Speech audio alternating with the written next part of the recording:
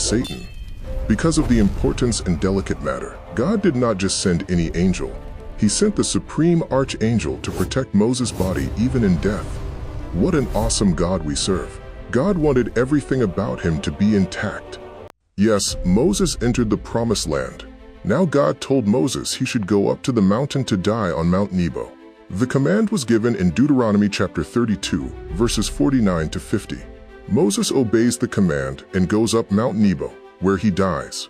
God buries him in a valley in Moab, but to this day, no one knows the exact location of his grave. Remember, Moses was a god to Israel and Pharaoh. Amongst other reasons, God did not want Moses to enter the promised land of Israel, because God does not want Moses to be turned into an idol of worship or take any glory of all that was done through him to the children of Israel.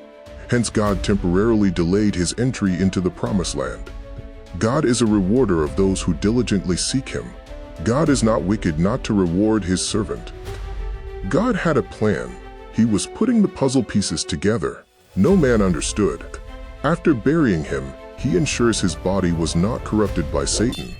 Because of the importance and delicate matter, God did not just send any angel. He sent the supreme archangel to protect Moses' body even in death. What an awesome God we serve. God wanted everything about him to be intact, because he wanted Moses to show up for Jesus at Mount of Transfiguration. Moses was part of the piece of God's plan. Matthew chapter 17, verse 3. And behold, there appeared unto them Moses and Elias talking with him. At Mount of Transfiguration, Moses represents the law, the deliverer, and the shadow of what is to come. Elijah represents the prophetic and power. Jesus represents the completion of the puzzle and the fulfillment of God's purpose for mankind. God, who was also part of the meeting, spoke from heaven. Matthew chapter 17, verse 5. While he yet spake, behold, a bright cloud overshadowed them. And behold, a voice out of the cloud which said, This is my beloved Son, in whom I am well pleased. Hear ye him. Now let us consider something critical but important. Where was Mount of Transfiguration located? The Mount of Transfiguration is traditionally identified as Mount Tabor in Lower Galilee, Israel. However, some scholars suggest that Mount Hermon is a more likely location because it is closer to where the preceding events occurred. For the purpose of this video, let us assume it is Mount Hermon. So where is Mount Hermon located?